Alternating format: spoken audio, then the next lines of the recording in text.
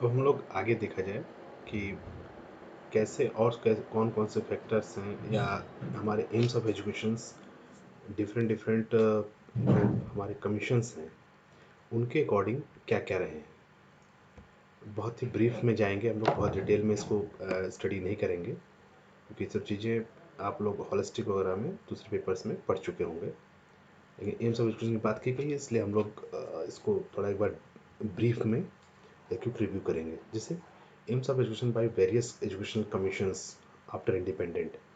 तो हमारे पास 1948 में यूनिवर्सिटी एजुकेशन कमीशन बना था जिसके चेयरमैन डॉक्टर स्वल्पराय राधाकृष्णन थे। After that secondary education commission 1952-53 and Dr. Mudaliar was the chairperson, and after that Kothari Commission 1964-66 chairman was Dr. D.S. Kothari.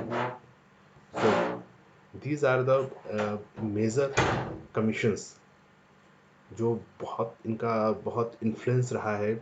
जो भी हमारी पॉलिसीज इसमें हम लोग देख रहे हैं इन इन इन पॉलिसीज में इनका बहुत जो रहा है। तो आखिर जब इंडिया आज़ाद हुआ तो उस समय एजुकेशनल एम्स क्या क्या थे, तो मैंने उसको सबको सिंथेसाइज किया हुआ है जितने भी इन कमीशंस ने अपने अपने एम्स ऑफ एजुकेशन इन्होंने कहे थे।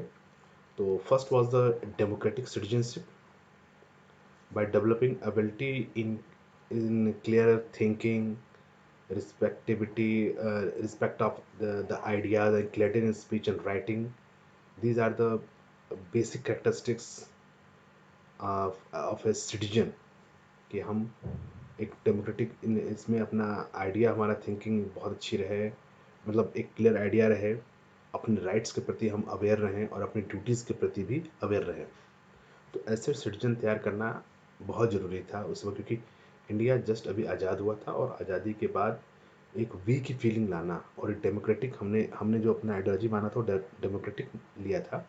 तो डेमोक्रेटिक सिटीजन बनाना बहुत बड़ा चैलेंज था उस समय क्योंकि उससे पहले हम एक दमनकारी जो ब्रिटिश एजुकेशन सिस्टम है वहाँ से हम लोग एक स्विच किए थे, ब्रिटिशर से हम इंडिपेंडेंट हुए थे। तो सेकंड था development of personality of overall development. इसे बहुत अधिक सब इसमें आप लोग बात कर चुके हैं कि मतलब ऐसा नहीं कि हम किसी पर्टिकुलर फील्ड में हम एक किसी इंडिविजुअल पूरे देश को ले जाए।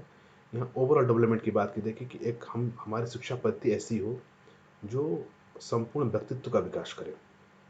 Art, music, craft, culture, literature, subjects, ये सारी चीज़ें हमारे करिकुलम का पार्ट रही हैं। फिर वोकेशनल एफिकेसी की बात की गई है and which increase the productivity कि जो क्योंकि उसमें हम बहुत अधिक इकोनॉमिकली बहुत स्ट्रांग नहीं थे और गरीबी बहुत अधिक थी। तो उस समय वोकेशनलाइज एजुकेशन को ज़्यादा फोकस किया गया कि ऐसे एजुकेशन का ऐसा पैटर्न रहे जहाँ पर हम लोग वोकेशनलाइज हो, कुछ काम कर पाएँ और अर्निंग हो। फिर बात की गई डेवलपमेंट ऑफ लीडर्स क्योंकि एक लंबा फेज़ हमने संघर्ष का देखा था और उसके बाद हमें लीडर्स की ज़रूरत थी जो हर फील्ड में लीडिंग, चाहे वो सोशल, पॉलिटिकल, इंडस्ट्रियल और कल्चरल फील्ड, हर फील्ड में हमें एक लीडर की ज़रूरत महसूस की गई। तो इन कमीशंस ने डेवलपमेंट ऑफ लीडर को एक बहुत ही इम्पोर्टेंट एम्स में रखा, अपने एजुकेशनल एम्स में रखा। फिर सोशल एंड नेशनल इंटीग्रेशन, पता है आप लोगों को जब आज़ाद हुआ उसका बेस रिलीजन्स था, डिवीज़न का बेस हमारा रिलीजन था। तो उसके बेसिस बहुत सारे जो एक हिंदू मुस्लिम दंगा और अन्य तरह के सिख दंगे बाद में हुए। तो इसलिए इन सब चीज़ को ध्यान में रख के जो रखा गया था कि हमारे जो सोशल और नेशनल इंटीग्रेशन को मेन फोकस में रखा गया और साथ ही उन्होंने रखा कि जो इंटरपर्सनल स्किल्स हों, एडजस्टमेंट एबिलिटीज़ हों, ये जो एजुकेशनल जो स्टूडेंट्स को जानना बहुत ज़रूरी है। मेजर एम्स में इनको भी इन कमीशंस ने स्थान दिया।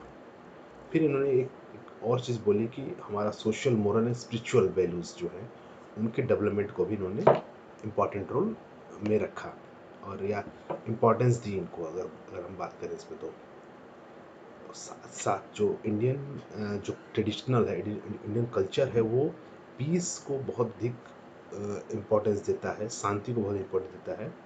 तो उसको भी इन्होंने अपने एम्स में रखा कि हम एक जो यूनिवर्सल ब्रदरहुड की बात करते हैं, विश्व बंधुत्व की बात करते हैं, उसको उसकी भावनाएं हमारे अंदर, हमारे स्टूडेंट के अंदर डेवलप हो, और साथ साथ हम मॉडर्न वन से जो नए टेक्नोलॉजी है, नए टेक्नोलॉजी के साथ हम जाएं और साइंटिफिकली भी हम लोग एडवांस्ड हों। ये जो मेजर पॉइंट्स थे, ये मेजर पॉइंट्स थे जो हमारे जो डिफरेंट 3 कमीशंस जो रहे हैं, जो प्राइमरी 3 कमीशंस रहे हैं आफ्टर इंडिपेंडेंट इंडिया, उन कमीशंस ने कैसे एम्स ऑफ एजुकेशन को विजुलाइज किया था।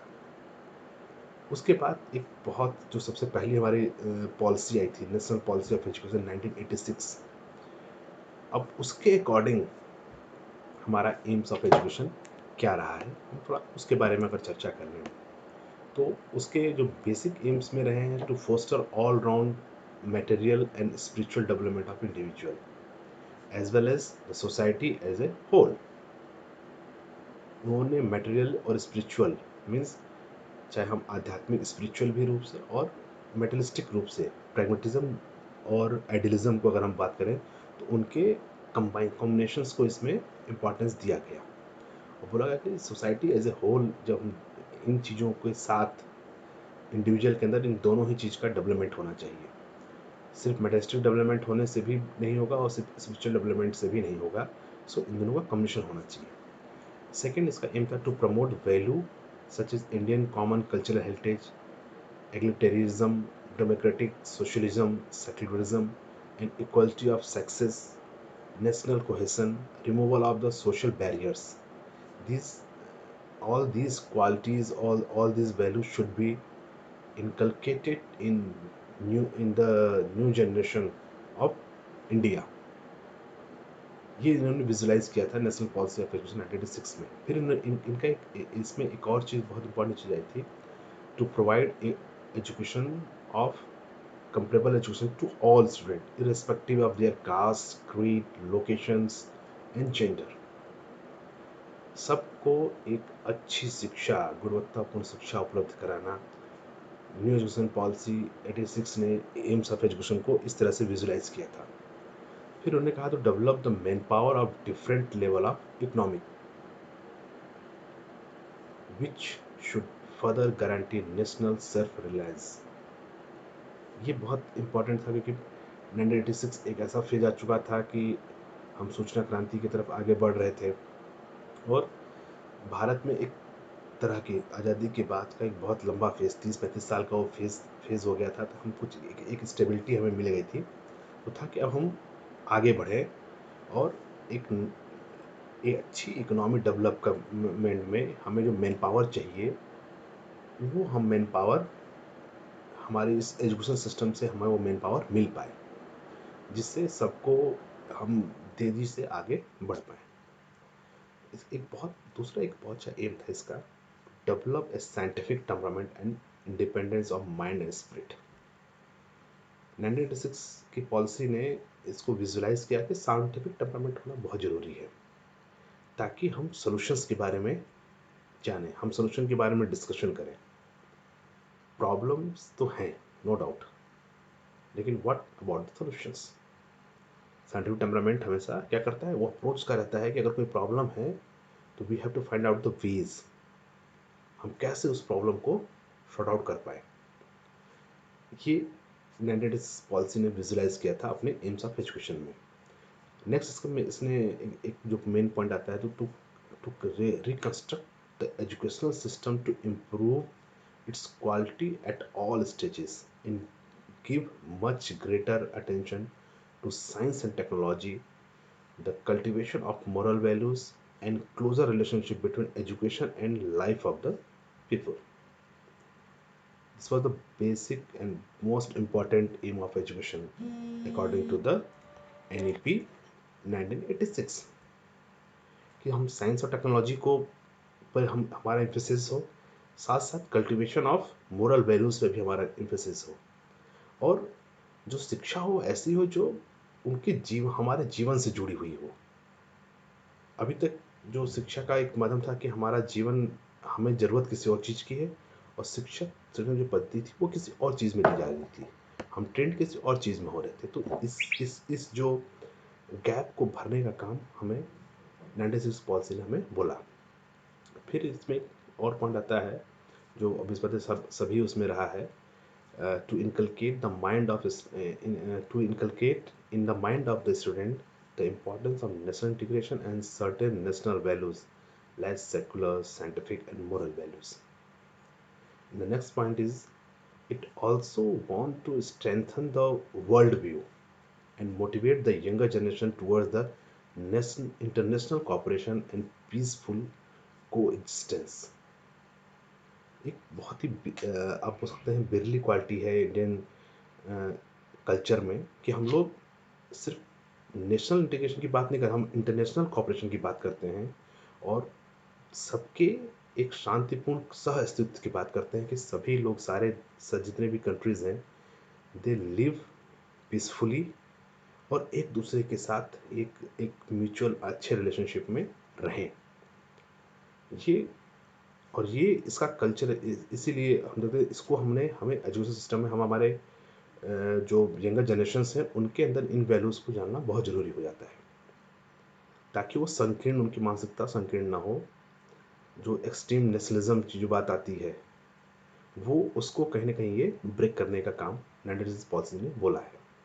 फिर बोला to promote quality necessary to provide equal opportunities but also provide conditions for success. हमें इक्वल अपॉर्चुनिटीज़ भी प्रोवाइड करनी है और उनको प्रॉपर कंडीशन देनी है। जो डिफरेंट जो हमारे डिसएडवांटेज ग्रुप्स हैं, मार्जिनलाइज ग्रुप्स हैं, उनको एक इक्वल अपॉर्चुनिटी दें और उनके पास एक कंड्यूसिव इन्वायरमेंट क्रिएट करें ताकि वो आगे बढ़ पाएँ। ये बहुत एक और इम्पॉर्टेंट पॉइंट जो एम्स ऑफ एजुकेशन में रहा है 1986 की पॉलिसी के according. Further to develop the awareness of the importance of the protection of environment and observation of the norms of a small family। 86 का हमें समय याद करना पड़ेगा। वो समय ऐसा था जो वेस्टर्न कंट्रीज़ में इंडस्ट्रियल रिवोल्यूशन हो चुका था, अच्छे से काम कर रहा था और कहीं ना कहीं इसका इम्पैक्ट जो इंडिया में जो इंडस्ट्रियलाइजेशन हुआ उसका इम्पैक्ट हमारे इन्वायरमेंट के ऊपर गया। तो 96 पॉलिसी ने इसको भी कंसिडर किया कि हमें एक इन्वायरमेंट को अपने प्रिजर्व भी करना है और साथ साथ हमें जो स्मॉल फैमिली का जो कॉन्सेप्ट था क्योंकि इंडिया बहुत तेज़ी से इस ग्रोथ हो रही थी, यहाँ पर पॉपुलेशन बहुत अधिक तेज़ी से बढ़ रहा था, तो इन सब चीज़ों को उसने बंद करने के लिए या इन चीज़ों पे उसने एक रोक लगाने के लिए बोला गया कि स्मॉल फैमिली को ही प्रमोट करना चाहिए। तो ये सब चीज़ें जो रही हैं वो मतलब एक तरह से बोल सकते हैं कि जो 1986 की पॉलिसी एक नए भारत की ओर, जो नया भारत कैसा हो उसके शिक्षण के उद्देश्यों को अपने उसमें इसने समाहित किया हुआ था। धन्यवाद।